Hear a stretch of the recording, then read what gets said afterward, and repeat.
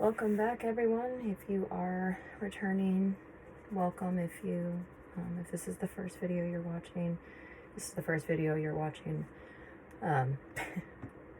going to be an interesting one. It's going to be a doozy.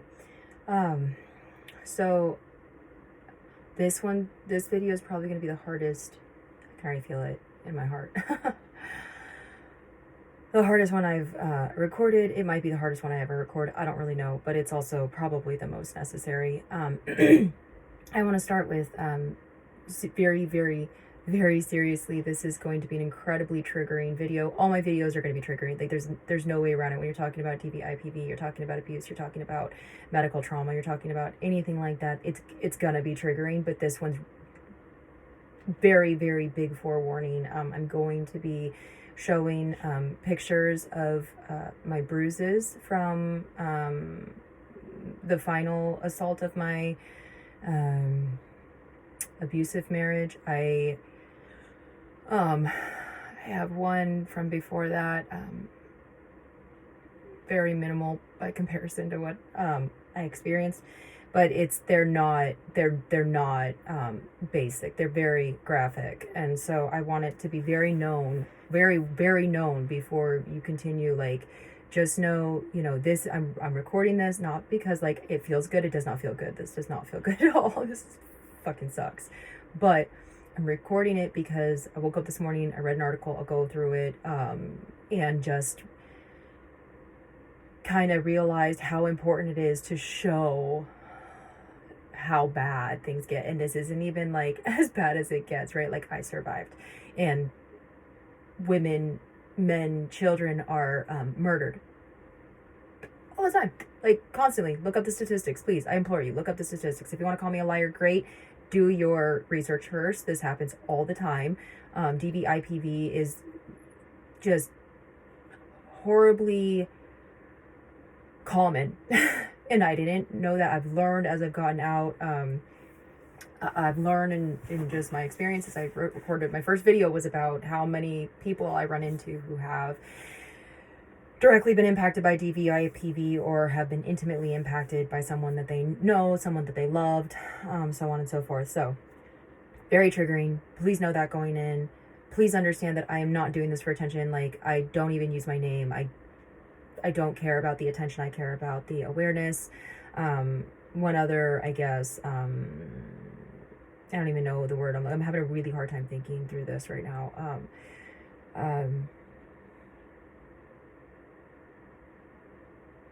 Maybe the word is caveat. I can't think right now. Anybody who knows me knows I'm fairly well spoken, and I think of a lot of words right on the spot, and I'm pretty witty, and I'm really having a hard time right now because this is just a lot. I did put on makeup. In my other videos, you can see what my face looks like. I don't think I'm wearing makeup in any of my other videos thus far. I put on makeup today. Why did I put on makeup today? I didn't put on makeup for shock and awe factor. Like, I don't need that for these photos. I put on makeup because right now I'm so incredibly uncomfortable. My palms are sweating. Like, I'm shaking. My heart is racing. I have a headache. I have felt like I was going to pass out multiple times in getting stuff ready for this video. I put on makeup because, like, honestly, I really just kind of need to feel somewhat put together right now. And also, for some reason, it kind of makes me feel like I'm hiding and like you can't see me, kind of like a mask. But I know you can. But if you want to know what my face really looks like, it doesn't look much different than this. You can go look at other videos. I naturally have dark circles. I naturally have dark up here. The rest of my face is clear. It's not, I didn't put on like any kind of like whitening makeup to make, the bruises look more, whatever, intense. Like, I didn't do that. I don't care to do that. That's just stupid. Okay. So why are we here? I woke up and I have literally one guilty pleasure in life. I don't drink. I don't do anything. I'm pretty boring, honestly, in the grand scheme of things. But I like people.com. I just do. I don't know why. I think that they post some really great articles. I don't read a whole lot about celebrities in terms of like, oh, look who's doing like what today. Like, I don't really care to know. That's just not for me. But I do really like to read the feel-good articles that they bring out. And I also like to read about what's going on in the world. And one of the things I came across was today, what is today? Tuesday, May 28th, 2024. People posted a video. Hopefully this isn't like product placement. I don't know. This is just reality. How Nicole Brown, I'm not going to say the last name, honestly, because I just don't. I don't know. Maybe that's fucked up. I don't know. But I'm not going to say his last name because honestly, that piece of shit doesn't need any more attention than he's already gotten in life. So, Nicole Brown, blank, murder raised domestic violence awareness and led to life-saving laws that protect victims. Now, I will tell you, as soon as I saw this headline and I went in to read it, like, I knew I was going to be triggered, but I didn't realize how bad I was going to be triggered. I'm going to read it through it. I'm going to read fast, but I'm going to read through it. So, it says, on June 12th, 1994, Nicole Brown blank, body lay in a pool of blood, tiny courtyard, Brentwood, California townhouse, 2 young children asleep inside. I have 2 young children asleep inside right now, actually. Oh, amazing. The world was shocked to learn about the brutal murder. Now, this is public knowledge. Like, I'm not saying anything that you can't literally look up. So anybody who's like, oh my God, you can't talk about it. Well, you can. It's like, literally look it up. The brutal murder of former NFL star O.J. Simpson's ex-wife. But few knew about the years, not days, not months, years. This goes on for fucking years. Like, and it, that's its own video. That's its own conversation. But if you think like when something like this happens, it is one time, you are so wrong. You are so wrong. Like, the chances of that are, like, I've literally never heard of it. I don't, if it happens, like, even with what I do in my career, like, I train in these matters. I train in, insecurity matters. I teach people about this. When we look at workplace violence is not random. When you hear that term, like, oh, someone went postal, that's not random. There were things leading up to that. There were signs, there were other incidents, there were other things that maybe were missed, right? Or weren't reported. They're not random. This is not random. This goes on. This progresses. And this article actually talks about that very briefly. Years of abuse she had suffered at the hands of the once beloved football player who rose to further stardom because of his Hertz commercials and roles in the Naked Gun movies. I don't even know what those are. The beatings, constant put-downs, and terror Nicole endured were made public during the so-called the trial of the century when O.J. was charged with murdering his ex-wife and her friend Ron Goldman, who was 25 at the time. Okay, now, constant put-downs, terror, beatings. Not, I don't know. I will just say right now, I don't know any of these families. Don't have to know any of these families. Like, everybody knows from the articles, right? Like, if you've read them, or if you were alive during the trial or whatever. But that is not unique. Domestic violence is a science for a reason, because it's the same behavior repeated over and over and over again by these perpetrators, and the behavioral baseline, the behavioral patterns, it's pretty much the same. I will at some point record videos charting my abusers. I've had multiple in my life. My ex just being the worst. Shit sucks. All right, in 1995, OJ was famously acquitted of killing them. If I'll go into my legal woes at some point, my system woes, but that's just not surprising. It was until I went through it. Now it's definitely not. He was in 1997. He was found liable for Nicole and Ron's deaths at a civil trial, where he was ordered to pay a $33 million settlement to their families. He paid very little over the years. So let me just, like, thought tangent here, because I already say in other videos that I like to call them thought tangents. Let's talk about civil really quick, okay? So civil trials, they only really go forward if that person or that entity or whatever has insurance, has money, right? Now, in my situation, civil was not an option. Why? Because this individual's daddy basically paid for everything, hid everything. So because his dad and stepmom, whatever, bought everything and put everything in their name, they did not actually go through with the act. and therefore they weren't, he wasn't liable. So like there was nothing. So everything to restart our lives, from our clothes in trash bags, to have to find housing, to have to literally move to another state when we fled, which actually is covered under the Victims Against the Violence Against Women's Act, which actually comes out of this. All of that had to be paid for by me. Hold, please. I'll be out in a minute. So anyway,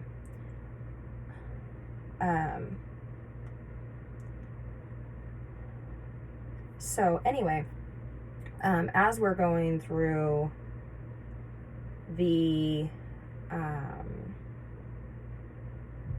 article here, even though he was found liable for the $33 million settlement, he paid very little over the years. So that's the other thing. So yeah, like they won, right? Like, obvious, they won the civil trial, the settlement. He paid very little over the years. So that's the other thing. Like, you can win. Like, if you look at Taylor Swift's settlement, when she won her civil suit, she asked for $1. Like, that she did it for the statement, right? To say, like, this is real. And I admire that. I admire what these families did in coming forward with a civil trial. But he didn't pay anything, like, basically. So you get hit with it if like, these people win, but the perpetrator, the one found liable, doesn't actually have to do anything, is my understanding. And this isn't just from this article. This is like people that I've talked to, attorneys that I've talked to, research that I've done. I have 2 degrees in the research sciences. Like, apparently they don't ever have to pay anything. And then he died of cancer. I love how people posted, like, odes to him. Like, oh my God, it's so, like, really? Side note, if you support a known abuser, or like someone who abuses others, like, shame on you does not even begin to cover it. It just doesn't even begin to cover it. Like, shame on you. Like, that's so minimal compared to what you honestly deserve if you support these people. Nicole's vicious murder rocked her family to the core, leaving a hole in their lives, but her death also led her family to bring national awareness to domestic violence. Thank you. That's it. Thank you.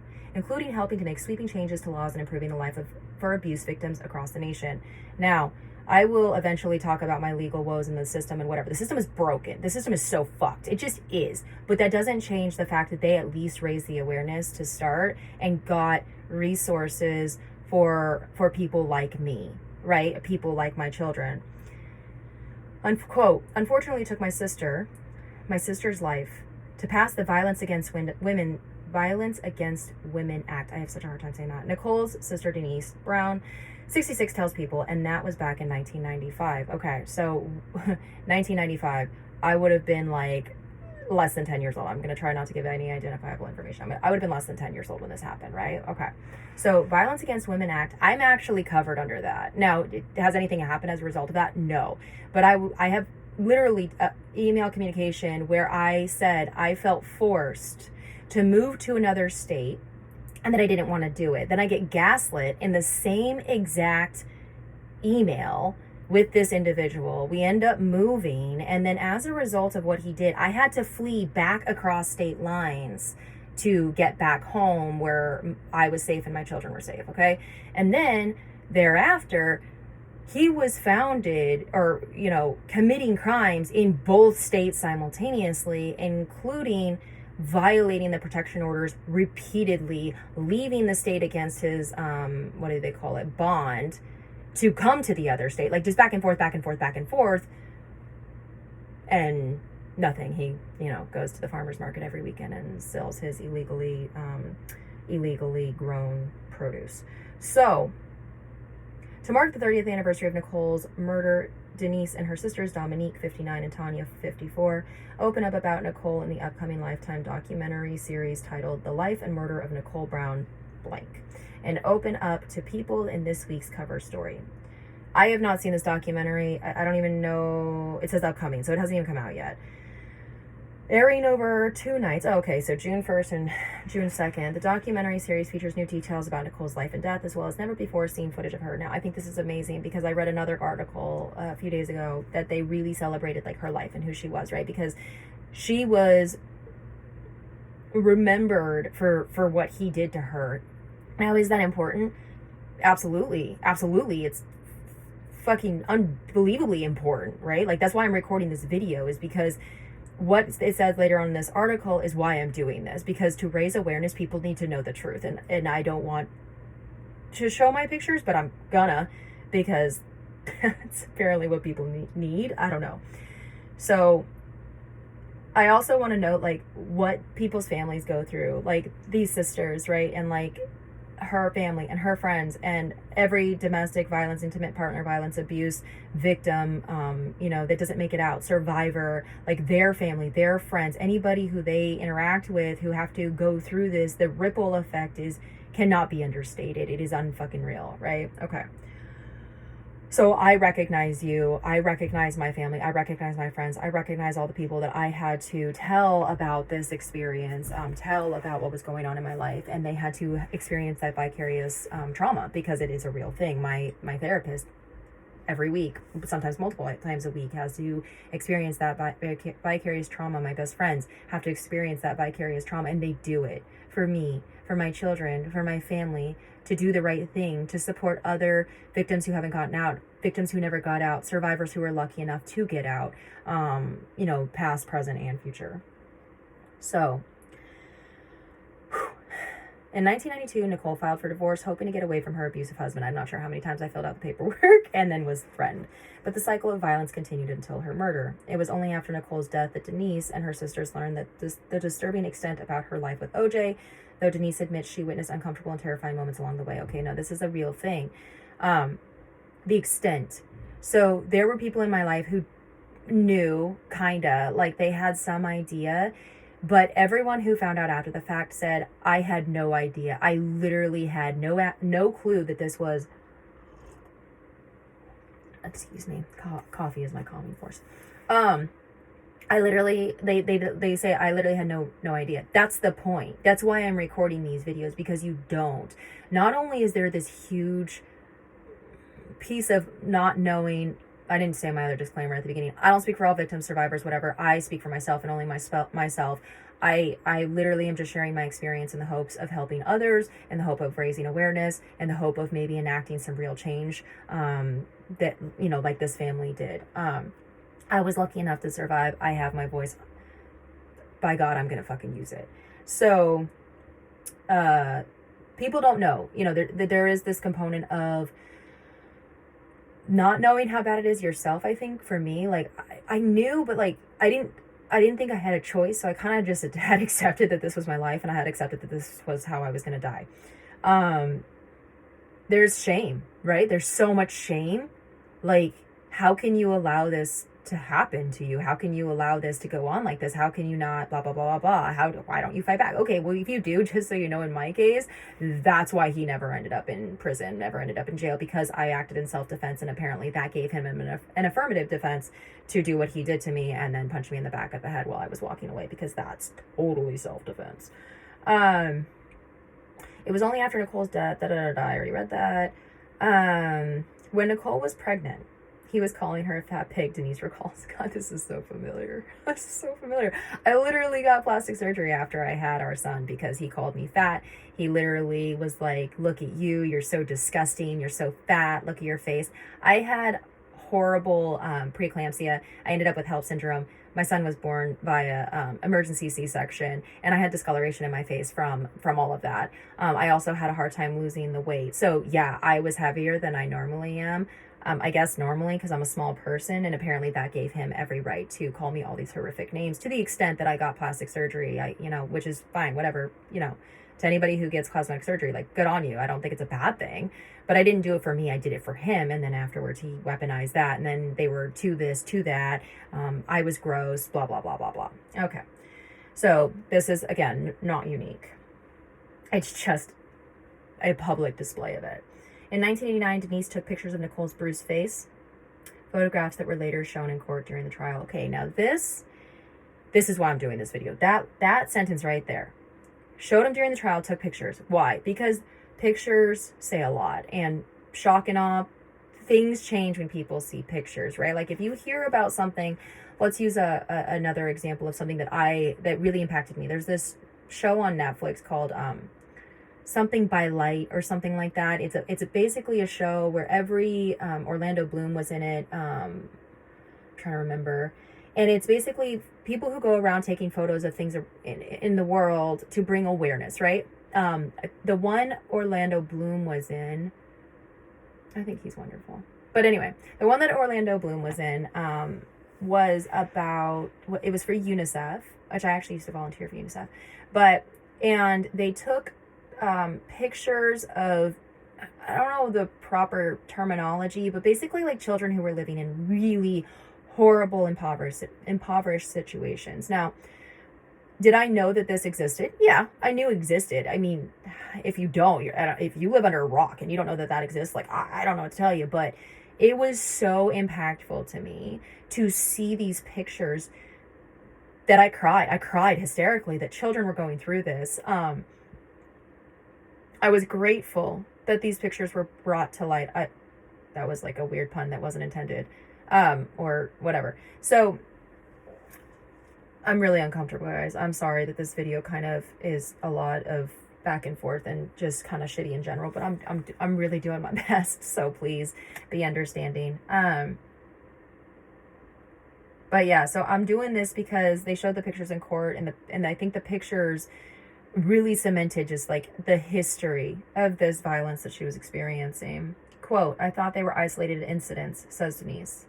The next day, Nicole would be back, like, "Oh, everything's okay. We talked about it. It was my fault." I don't even know how many text messages I have, emails, conversations I've had with my family and friends where I said the exact same thing. And was it? No. Did I think it was because he had convinced me it was? Oh, yeah, he convinced me I had, mental illnesses and I needed to be on medication and all this stuff. And really, it was just PTSD that was being triggered repeatedly. Denise says she and her family had no idea how to spot the signs of domestic abuse until after Nicole died. Truth. I did not know how to spot them, and necessarily until I literally was able to take like a view, like a bird's eye view, and see everything. I literally went through the there's like a management board evaluation, DV, perpetrator evaluation form, and I filled that out, and that's actually what woke me up to some of the abuse I was experiencing that I didn't even really think about that I was experiencing, including the sexual abuse. So I mean, I get it. Like, I'm reading this and I'm like, I was in it and I still didn't fully grasp it, right? So that's why we do stuff like this and we record videos and we post them so that people can learn. Then you get educated on it. Please educate yourselves. If it's not on DV, IPV, have it be on something that matters, something important, something that really is going to change the, society, the world, please. You see all the signs, you go, oh my God. I'm not sure how many times I've heard that said about my situation. Denise continues, "That's why I think education is so important when it comes to domestic violence, the power and control of one human being over another." Thank you, Denise. You said it so perfectly. To be clear, if you at any point in your life think that you own anybody for anything, for any reason whatsoever, that you have control over them, that you own them, you're more powerful than them, you're wrong. You're just wrong. We as people do not own people. That's fucking ridiculous. Like, no, just no. Like, I'm not even going to go on some sort of political tangent there. No, you do not own anybody. You don't own your children. You don't own your spouse. You don't own your friends. You don't own your colleagues. You don't own your direct reports if you're a people leader at work. You don't own anyone. If you think you do, you need to reevaluate your shit because you don't. Denise admits, for example, to saying the wrong thing to Nicole when questioned why she refused to leave OJ after a particularly brutal attack. Now, I have a series that I just started, Things People Say, right? This is kind of one of them, I'm not going to lie. I said, "God, why are you with this asshole?" It's like blipped out, but I don't blip that out. "Why are you staying with him?" Those are things you don't say to a victim of domestic violence, she says. Absolutely. Absolutely true. Now, why? The shame. Because they don't know your situation. They don't know what you're going through. But the shame you experience, of having that, like, why are you doing this? but you don't know what I'm going through. You don't know. So for instance, for me, for my experience, I got that question all the time. Like, why don't you just leave? Why are you with him? Well, if it's so bad, like, why do you stay? That was after the fact, right? Because the thought of what he would do to my child with his threats of, you will never see him again, you will like never talk to him again, what he would do to pets, what, like, just all of it. If you're curious about the pets thing, look up the link. It's a real thing. I was certified in animal cruelty investigations. The link is a real thing. Domestic violence does not just extend to humans, it also extends to pets, and it usually is a weapon that is used. That's very, very common. And usually if you have something like that, you have a domestic violence, intimate partner violence situation. Instead, I love this part of the article. Instead, says Denise, you listen to them because you don't want them to isolate themselves. I'm not even going to add anything to that because it's beautiful. Denise and her sisters are heartened that Nicole leaves behind a legacy of helping other domestic violence victims. Absolutely. Does it fucking suck that she had to die? Does it suck that Gabby Petito had to die in order to raise the awareness?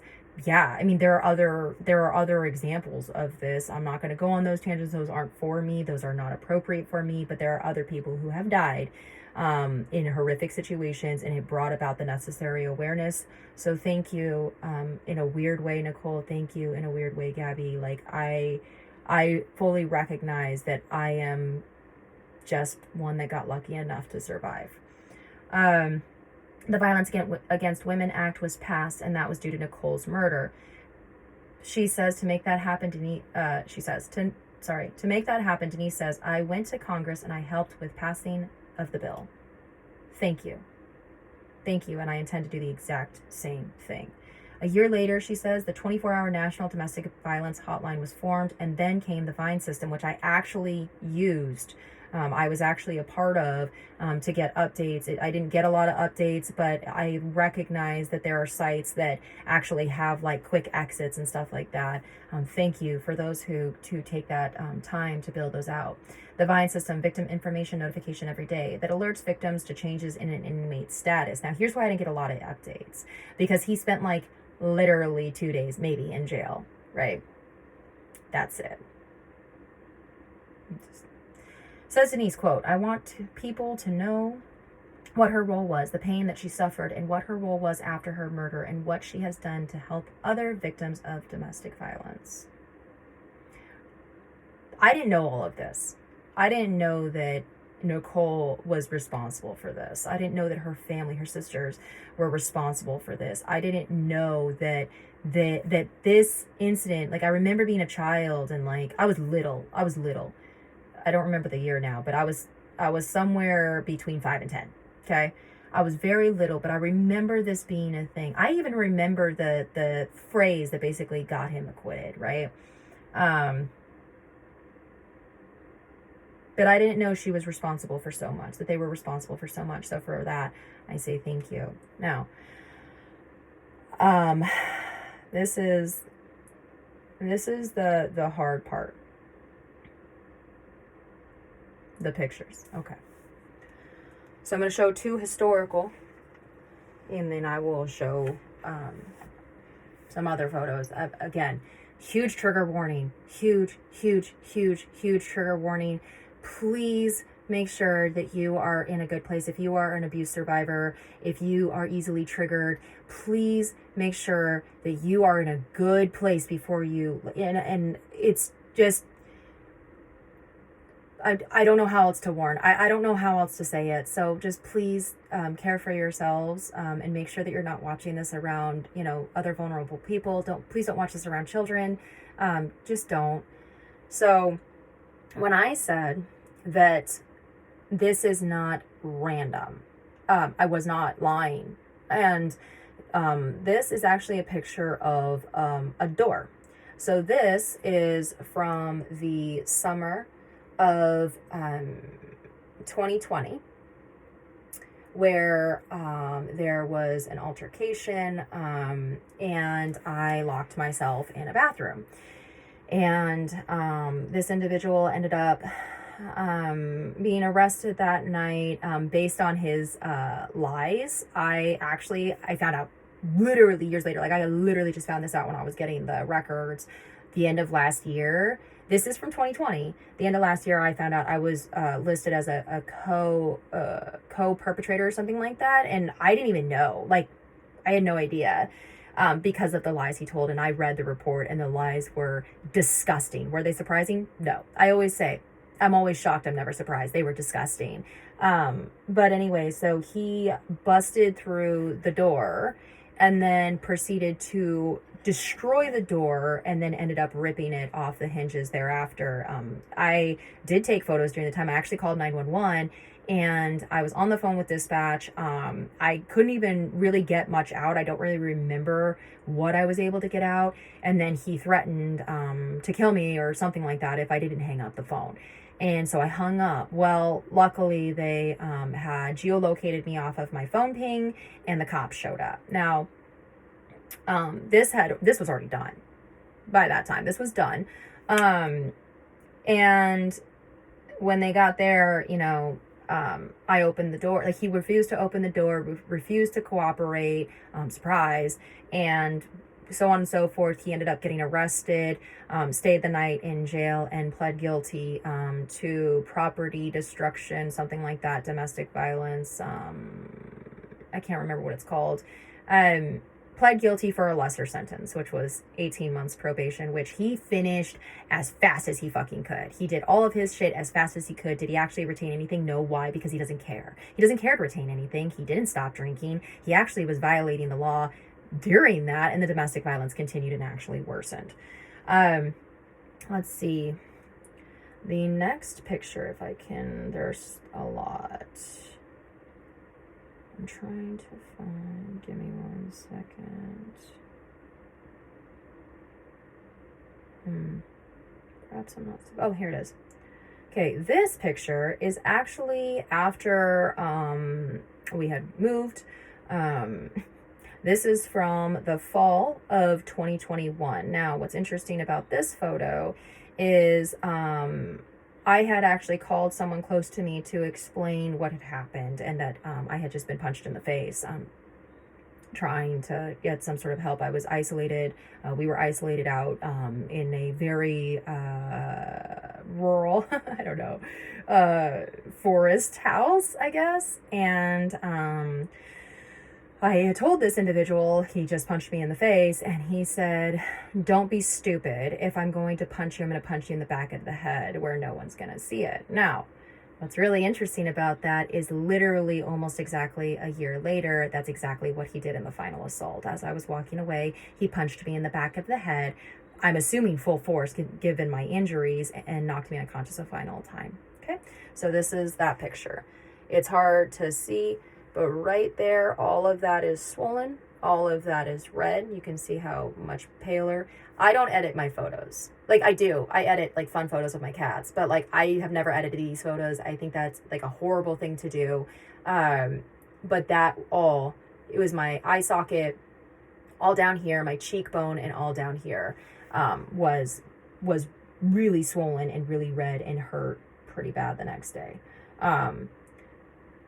So these are really hard to look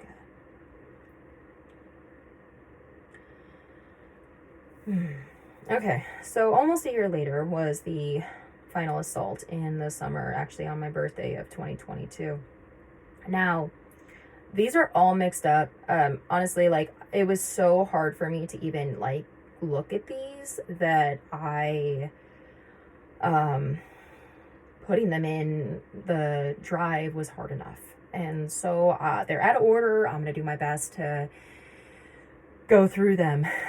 Again, major trigger warning. These bruises are graphic. They're not awesome. But, you know, the pictures of Nicole were shown. Other pictures have been shown, and those pictures enact change, and that's what I'm trying to do here. That's all I'm trying to do here is I don't want the attention. I don't want to show these pictures. I don't even want to be honestly doing these videos, but I do them because it's my purpose. Like, I lived so that I could do this. And it sucks and it's hard, but I'm going to do it anyway. So I'm going to go through them. Some I'm going to kind of skip over fast. Okay, well, let me do that.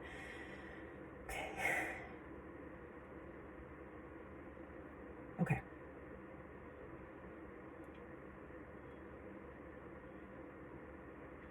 Okay. So this photo was taken August 5th.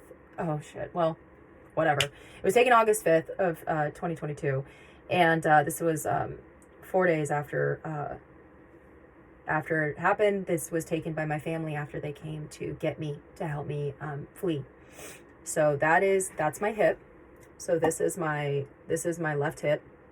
This is the one that when I went to my orthopedic physician, my orthopedic surgeon, he said that this right here, while a fracture could not be seen on an x-ray, micro fractures were underneath here. This ended up getting a lot worse, the coloring, and it extended all the way up to my buttocks. It extended down my leg. This is further down. Yeah, this is further down my leg, so you can see just how, now I'm tall, I'm thin, but I am tall, so the length is incredible, right? So like, not saying that short people can't bruise like this or you know, whatever, but I am very tall and the bruises were head to toe. Literally, I had bruises on my feet.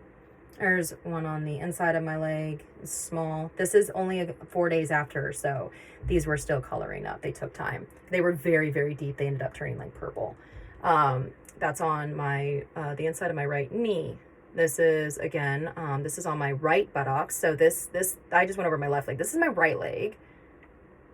Oh, this is fun. This is my hip. Now, this one I don't exactly know how this one happened. I don't know necessarily how all of them happened, but this one either came from when he physically picked me up and threw me out of a door onto the rocks, or when he kicked me while I was unconscious. I would later find out from my witness that that actually occurred because I couldn't remember anything after a certain point. This is my back. I know that I was hit, kicked, thrown. This is the other side of my back. This is my right arm. This is behind my right. This is my right elbow. I don't know. The concussions I sustained, the injuries I sustained were really extensive. So I don't actually know how all of these got there, but they weren't there before. So they got there from that. This is my right wrist, which I still have a lot of. You can see the bruising on my hand, on my wrist. My assumption is that I was grabbed and held, but I don't know. That's the other side of my right wrist, as you can see.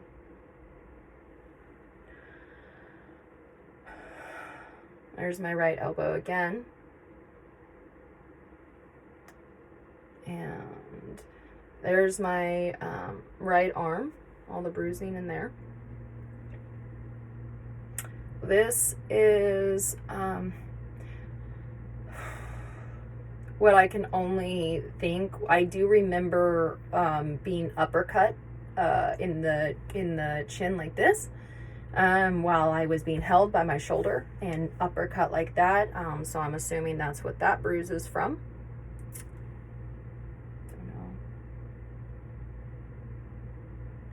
That's my cheekbone and my ear. There's stuff behind here. So I had a ton of contusions in the back of my head. I had a lot of lumps. You couldn't see it because of my hair, but the bruising actually started to drain as these healed, and as they went down, the hematomas on the back of my head, the bruising came down onto my neck and behind my ears, came down a little bit on my forehead, but mostly down my neck.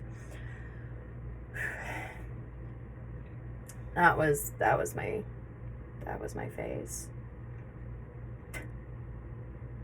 Now, mind you, this person saw less than 2 days in jail, and was his charge was dismissed after I fought for it to become a felony.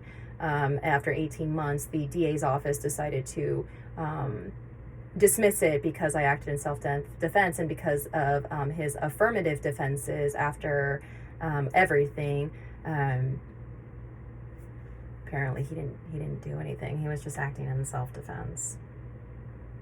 Mind you, again, I had a witness there who saw the entire thing, and we literally didn't talk after it happened. So, and our stories, our recollection of events aligned perfectly, as did those with my child, who was also there, who who was interviewed by the child safety services out there in that state. Literally said the exact same thing, and then said how his father told him to lie about what had happened and instructed him to lie to the police. Okay, so this person who did this to my face, right? Like, that's pretty different. Yes, I'm wearing makeup. I already said that, but that's not like, you can't do that, right? Okay, so here's some of the bruising behind my ear. That's from, this is 4 days post. So that's the bruising starting to come down from my hematomas in the back of my head healing. Same thing there at my neckline. That's all the bruising coming down. Being punched in the head right here. On the side of my face. Oh, this one's fun. This right here, right, that line right there, I actually have one on the other side because I'll detail what happened some other time, but that's from being drugged through the marital home by my sweater, by my sweater hood with my zippers cutting into my neck. Yeah. Here's my left side. Yeah, tattoos are kind of nice because I can actually use them for reference during these difficult times. Here is my right side. Like I said, none of these were there before. This is my right leg. This is actually, I went to, so because I act in self-defense, I actually got arrested and got to go to jail with a concussion and all of my injuries. He had to turn himself in, after he got healed from the self-defense or whatever, for me, protecting myself and my child, like, he, had to get all of this help, and then he turned himself in and spent, I'm pretty sure, less time in jail than I did. I had to fight for my freedom, for defending myself and my child. This is very publicly known. This is posted everywhere. This is, it's not, in terms of like the legal system, this is not a secret. But I was charged. I had to fight to get my charges dismissed, with a witness, with all of the evidence, with all the history for 3 months. 3 months of fighting to clear my name, even though I had all the evidence in the world. It was really hard, but it happened. It was dismissed, and I got to clear my name that way. I'm still working on other things for my job, but I wasn't gonna just let him, keep going without doing something to protect myself and my child. So after that, I went to basically a treatment unit. It's with a mental health facility. I was trying to go to a domestic violence shelter, and what was really, really alarming is that they were all full. They didn't have room for one person, not one. I didn't even have anyone with me. My child was being watched by someone else. I was by myself. I had nowhere to go. I had been transported to the hospital. I didn't have any identification. I didn't have anything. I had nothing, and I had nowhere to go. And so I tried to go to a DV shelter. They said, yeah, we would love to help you. We would love to have you here. We can't. We literally can't because we don't have room. So I had to go to a treatment center to stabilize, to get some sleep. I hadn't slept. I hadn't eaten. It was really bad. Like, I couldn't focus, and I knew I was going to have to drive 12, 13 hours to get home. I was waiting for my family to get there to help me, and so I had to go somewhere. So this was right, like, when I got there. So this is 2 days post-assault. That's that bruise under my chin, my neck, on the other side of my neck. This is actually me driving. So I drove by myself because I didn't feel safe with how bad my concussion was. I did not feel safe having anybody in my car with me. So my family took everything, you know, anything living, and then I drove by myself 12 hours straight with a severe concussion and a lot of injuries. And this is me stopped. There was a really bad car wreck and I was stopped and I was like, I need to take pictures of this. So that's the bruises starting to color up. There's my eye. Okay, so this, like I said, these are out of order. This is when I got back. Now, this is a very graphic photo. Yeah, okay, you can see my body.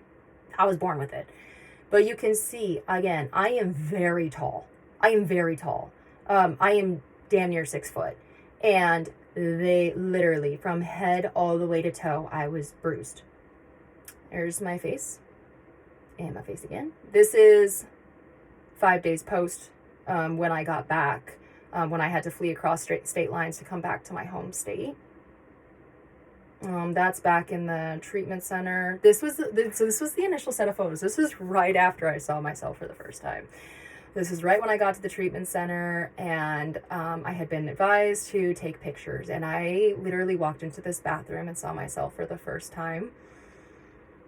And I can feel it in my heart. I broke down. I was like, I don't even know what to say. Like, this is 2 days. 2 days after. 2 days. 2. Look at that. But, you know, he didn't do anything. There's my wrist. There's the back of my right arm. This is underneath my right arm. That's the bruising coming down my neck. That's my back. Bruises on my arms. That's the bruise on my stomach. In my arm there. This is on my left. So my left was injured. My right was injured. That's my... It's mirrored. Oh, left hip. There's my left buttocks. You can see I'm taking these pictures in the bathroom of a treatment unit. They were taking them for me because I couldn't do it. And then not only that, but I knew enough based on my career and my history that if I took the photos, it could be manipulated that I had done something to make them worse or something. So this is someone else taking these photos. Everywhere. All over. That's my left hip. Ankles. And then we're back to the door. So that's a lot. I didn't know when, if ever, I was going to show these photos. I didn't know. But in reading that article, and I think, you know, people for posting it, I think people.com or whatever, I think Nicole's sisters for making the documentary, for bringing awareness to this, for doing VAWA, for working through their pain to help save others. It's something that I am doing as a survivor, but I survived. And I have a very close, 2 very, very, well, 3, if you include their little one, which I do, 3 very, very close people to me. And it was interesting after my domestic side, so it was the divorce side, hearing a couple of months, 3 months after everything had happened, I went over to see them, and I'm talking about what happened, and my best friend had gone with me, and I'm talking about what happened, and I'm like, it was hard. Oh, my heart rhythm is going. It was hard because I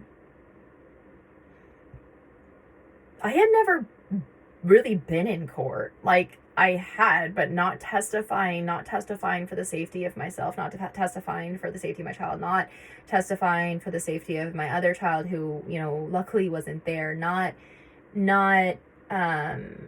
testifying to defend myself when I had all the evidence, listening to him lie and lie and lie and lie under oath, and then thinking in that moment, like, oh, well, he's going to be held accountable. No. No. I wouldn't know till 18 months, about 15 months later, that nothing was going to be done about it. Nothing was going to be done about that night. Nothing was going to be done about the dozens of bond violations. Nothing was going to be done about the court order violations. Nothing was going to be done about him lying under oath. Nothing was going to be done about all of the other crimes he had committed that I had evidence for, that I reported, and nothing happened. Nothing was going to be done. Nothing. Literally. And I don't say that like lightly. Quite literally, this individual just lives a normal life, lives off of ridiculous abuser support that I pay every month still, and I will for almost 3 years because of the way the divorce law is set up. Living his life, still taking advantage of the environment, still feeding the community lies, still pretending, to be a stand-up individual when really he's a horrific human being. If you've never read Snakes in Suits, it's about psychopathy, sociopathy in the workplace. It applies to all abusers, not just in the workplace. That's exactly what he is. Looks really good on the surface, looks really nice. Just really, really, really advanced at hiding it.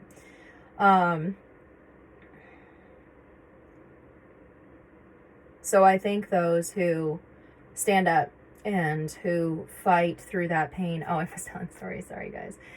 So anyway, so I'm going through this court case, this hearing, and I get done and I go to see my friends who I had actually had to hurt emotionally in order to protect. And, I'm very grateful that they understood, they forgave me, they believed me, and we're still very close today. But I went over there and I'm talking to them about what happened, and I recognize, not only being a trained interrogator, but like also understanding like people and knowing people, that there's some kind of weird vibe, there's some kind of weirdness going on. And I'm like, why is everybody upset? Like, what is going on? And I'm thinking, well, maybe they're just upset because of like this experience, right?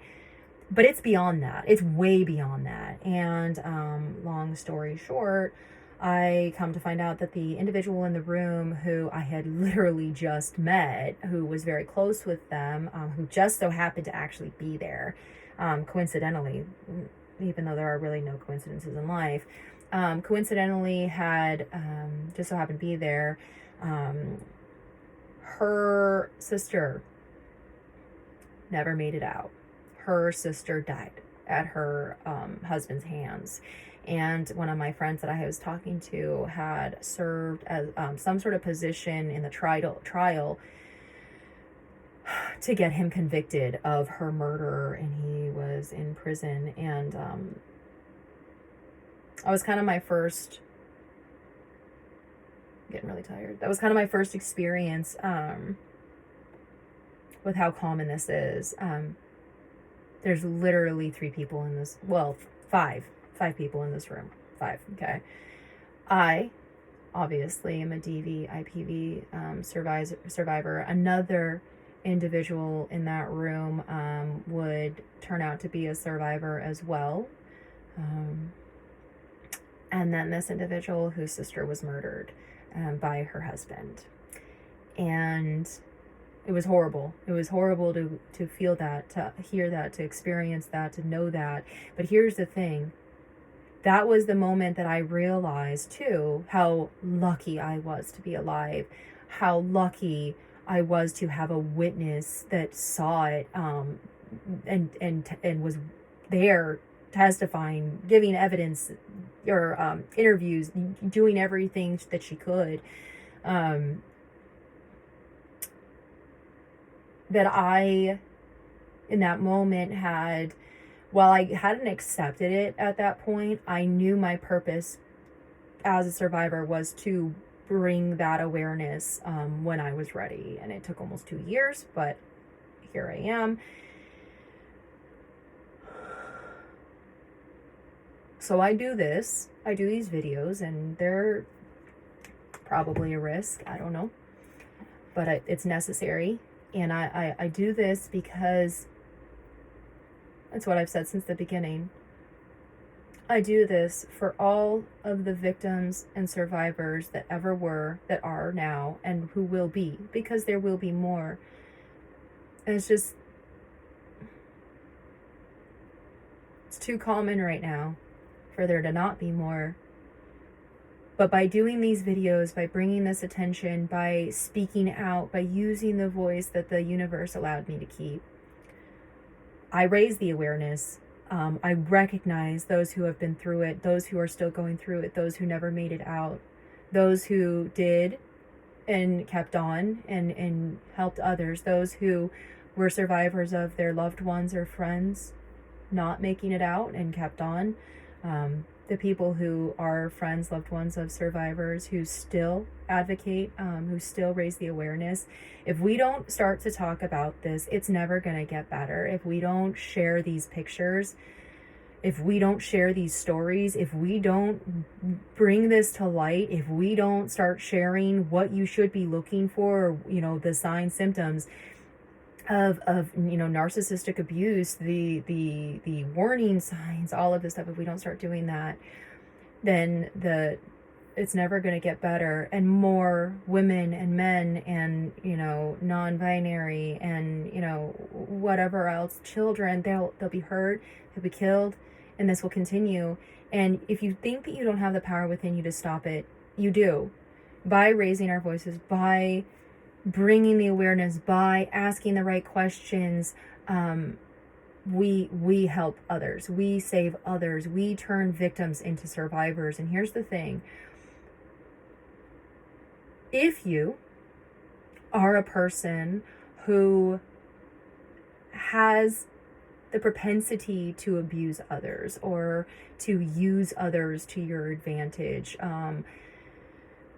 some, they won't see it, they can't see it, they don't care, whatever. But that's not everybody. I actually, in the treatment unit, met a woman who was incredible. And she actually, this is literally like 2 days after what happened to me. And I'm talking to her, and she straight up owns that she was abusive to her partner. Did I freak out? Nope. No, I did not. I talked to her about it, and I said, what happened? She was telling me she was very abusive. She was, she was on drugs. Does that mean all people who do drugs or drink or whatever are abusive? No. Does it mean that all abusers are, alcoholics or drug addicts? No. It's a very, very gray, very blurry crossover, right? So, but she was on drugs. She was just not in a good place. She really was not doing the right things, and she owns the shit out of that. And she woke up. She went through treatment, she went through therapy, she got her GED, then she got her bachelor's, then she got her master's, and she was working on her doctorate at the time.